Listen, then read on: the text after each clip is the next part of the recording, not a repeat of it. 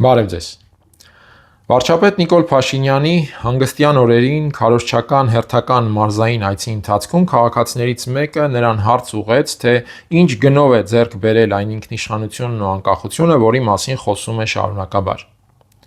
Այս հարցադրումը, սակայն, կարծում եմ, այդքան էլ արդյունավետ եւ ճշգրիտ չէ, որովհետեւ երբ հարց է տրվում, թե ինչ գնով է ձեռք բերվել Փաշինյանի ներկայացրած անկախությունն ու ինքնիշխանությունը, սրանով ակամա ընդունվում է, որ այդ ինքնիշխանությունը եւ անկախությունը այդուհանդերձ ձեռք բերվել է, եւ հարցը մնում է, թե ինչ գնով։ Մինչդեռ անկախությունը եւ ինքնիշխանությունը այն արժեքներն են, որոնց համար ժողովուրդները եւ հասարակությունները այո կարող են վճարել եւ երբեմն պետք է վճարեն անգամ ծանր գին, անգամ մեծ գին։ Ավելին, հայ ժողովուրդն ինքը վճարել է մեծ գին իր անկախության եւ ինքնիշխան պետականության համար, վճարել է մեծ գին հաղթանակի համար։ Մոտ 3 տասնամյակ առաջ այդ մեծ գինը վճարելով հայ ժողովուրդը կարողացել է հաղթանակել Արցախյան պատերազմում, ապահովել Արցախի ինքնորոշման իրավունքի միջազգային լեգիտիմ գործընթաց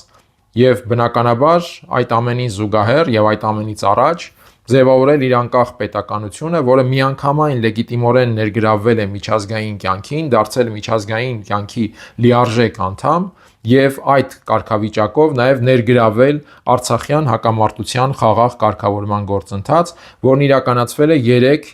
3 սկզբունքների հիման վրա՝ տարածքային ամբողջություն, ազգերի ինքնորոշման իրավունք եւ ուժի կիրառման բացառում կամ ուժի կիրառման սպառնալիքի բացառում։ Ահա այս ամենի համար հայ ժողովուրդը վճարել է ծանր գին, հազարավոր զոհեր,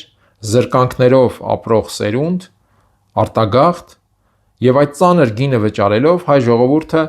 կարողացել է ձեռք բերել հաղթանակ եւ անկախ եւ ինքնիշխան պետություն։ Նիկոլ Փաշինյանի քաղաքականության հետևանքով այդ ամենը զգալիորեն կորսվել է, եղել է պարտություն, եղել են մեծ կորուստներ Արցախի հայաթափում եւ շարունակում է այդ կորուստների ընթացքը արդեն Հայաստանի քաղաքական սուբյեկտության տեսքով։ Եվ այս պարտության համար պատասխանատվությունից խուսանավելու նպատակով Նիկոլ Փաշինյանը գտել է բանաձևը, որը քարոզչական փաթեթով մատուցում է հանրությանը, թե այդ ամենը եղել է գիտակցված զոհաբերություն անկախության եւ ինքնիշխանության համար, անկախ եւ ինքնիշխան պետություն ձեռք բերելու համար։ Այսինքն մինչեւ հիմա չի եղել ըստ Նիկոլ Փաշինյանի եւ հիմա արդեն նա գիտակցված զոհաբերության գնով, փաստորեն հաղթանակը գիտակցված զոհաբերելու գնով նա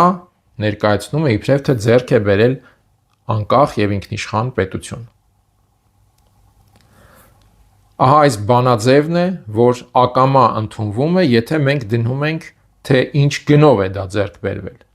Այն դեպքում, կրկնեմ, երբ ձեռք բերվածը բացարձակապես կապ չունի ինքնիշխանության եւ անկախության հետ, այլ ընդամենը պարտության պատասխանատվությունից խուսանավելու քարոզչական հնարք է նենգափոխել իրավիճակը, հաղթանակի շրջանը ներկայացնել որպես վասալության, որպես այլ պետությունների կամ կայսրությունների ենթակա լինելու շրջան, իսկ պարտությունը ներկայացնել իբրև ինքնիշխան եւ անկախ պետականության ձեռքբերում։ Իսկ հարցը հետեւյալն է. ո՞րն է այդ ցուցիչը, ո՞րն է Նիկոլ Փաշինյանի բերած ինքնիշխանության եւ անկախության ցուցիչը։ Այն, որ Հայաստանը բարձր մակարդակով ընդունում է սահմանադրություն փոխելու Ադրբեջանի պահանջը, այն, որ Հայաստանը վարչապետի մակարդակով անկախության հռչակագիրը դիտարկում է որպես կոնֆլիկտային փաստաթուղթ, այդպիսով փաստորեն կոնֆլիկտային հռչակելով Հայաստանի անկախ պետականության այս 3 տասնամյակի ընթացքը։ Դա է ինքնիշխանությունն ու անկախությունը։ Ինքնիշխանությունն ու անկախությունը այն է, երբ չես կարողանում սեփական ինքնիշխան տարածքում կառուցել քաղաքացիական գործարան, որովհետև թույլ չի տալիս Ադրբեջանը։ Ինքնիշխանությունը եւ անկախությունը այն է, որ սեփական տարածքով անցնող ճանապարհները կառավարում ես արտապատվիրակման սկզբունքով, ընդամենը վերապահելով 26% բաժնեմաս եւ բավարարելով բոլոր այն պայմանները, ճանապարհի օգտագործման ռեժիմի վերաբերյալ, որ առաջ է քաշել Ադրբեջանը։ Դա է ինքնիշխանության եւ անկախության ցուցիչը, որ ինքնիշխան երկիրն է, որ իր տարածքով անցնող ճանապարհները կառավարում է ահա այդպիսի ինչ որ արտապատվիրակված տրամաբանությամբ։ Անկախության եւ ինքնիշխանության ցուցիչը այն է, որ Հայաստանի վարչապետի պաշտպանության նախարարի մակարդակով հայտարարվում է, թե մենք հրաժարվում ենք մարտունակ բանակ ձևակերպումից եւ այսուհետեւ պետք է կիրառենք պաշտպանունակ բանակ ձևակերպումը։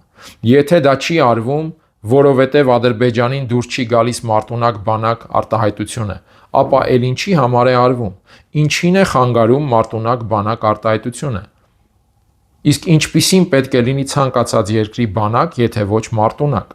Ինչով է խանգարել ինքնիշխան եւ անկախ պետությանը մարտունակ բանակ արտահայտությունը։ Ավելին, ինքնիշխանության եւ անկախության ցուցիչ է գուցե այն, որ նախընտրական նպատակով ռազմական շքերթ կազմակերպող Փաշինյանը հարկ է համարում հրապարակավ բարձրաձայնել, թե ակնկալում է, որ Ադրբեջանը այդ շքերթը չի դիտարկի որպես Հայաստանի ագրեսիվ մտադրության ցուցադրություն։ Այն դեպքում, երբ Ադրբեջանն իր մոտ ոչ միայն չի կաշկանդվում որևէ ռազմական շքերթ անելուց, այլ ընդհուպ նախագահի մակարդակով հայտարարելուց, որ Հայաստանը պետք է միշտ վախենա իրենց այսպես կոչված երկաթե բռունցքից։ Հայաստանի դեպքում, ինչպես տեսնում ենք, եթե մի փոքր էլ անկախության եւ ինքնիշխանության այդ ձեռք բերված Նիկոլ Փաշինյանի բերած անկախության եւ ինքնիշխանության աստիճանը, եթե մի փոքր էլ բարձրանա, ապա այդ դեպքում արդեն հարկ կլինի ռազմական միջոցառումների համար գրավոր թույլտվություն ստանալ Ադրբեջանից։ Այս ամենն է անկախությունը եւ ինքնիշխանությունը։ Թերևս հենց այս շեշտադրումով պետք է դրվի հարցը, թե որն է ցուցիչը եւ օրինակը, որովհետեւ տեսնում ենք հակառակի օրինակները բազմաթիվ են եւ կարելի է այդ շարքը շարունակել։ Այստեղ է, որ երբ մենք հարց ենք տալիս, իսկ ինչ գնով է ձեռք բերվել այդ ամենը, փաստացի ընդունում ենք խաղի այն տրամաբանությունը եւ այն հնարքը, որ փորձում է կիրառել Նիկոլ Փաշինյանը քարոզչական նկատառումով նենգափոխելով հասկացությունները։ Այն դեպքում, որ Նիկոլ Փաշինյանը իսկապես ուներ հնարավորություն 2018-ից հետո ամրապնդել Հայաստանի ինքնիշխանությունը եւ անկախությունը։ Կար այդ պատմական հնարավորությունը, բայց այդ հնարավորությունը նա պարզապես մսխեց։ Դիտավորության թե ապաշնորհության հետևանքով սա հարցի այլ կողմ է։ Բայց փաստ է, որ այդ պատմական հնարավորությունը եւ պատեհությունը նա մսխեց, բերելով շատ մանրախնդիր ներքաղաքական պրոցեսների եւ մանրախնդիր ներքաղաքական փիլիսոփայության։ Եվ ամբողջ հարցը նաեւ այն է, որ այդ մսխման համար, որը բերում է Հայաստանի քաղաքական սուբյեկտության շարունակական նվազման եւ գրեթե զրոյացման, գին շարունակում է վճարել Հայաստանը, գին շարունակում է վճարել Հայաստանի հանրությունը։ Եվ այստեղ է նաև հանրության խնդիրը օգտագործել խորհրդարանի ընտրության հնարավորությունը այս իրավիճակը շրջելու համար, օգտագործել, որպիսի այս ամենի, այս հետևանքի, կորուստի, պարտության, քաղաքական սուբյեկտության նվազման համար ի վերջո քաղաքական գին վճարի Նիկոլ Փաշինյանը, որպես այդ ամենի համար պատասխանատու, քաղաքականապես պատասխանատու իշխանություն։ Սա է Հայաստանի հանրության խնդիրը եւ թերևս այս շեշտադրումներով պետք է հանրությունը չափի իրավիճակը հարցերը ձևակերպելու եւ այդ հարցադրումների շրջանակում նաեւ իրավիճակը գնահատելու տեսանկյունից։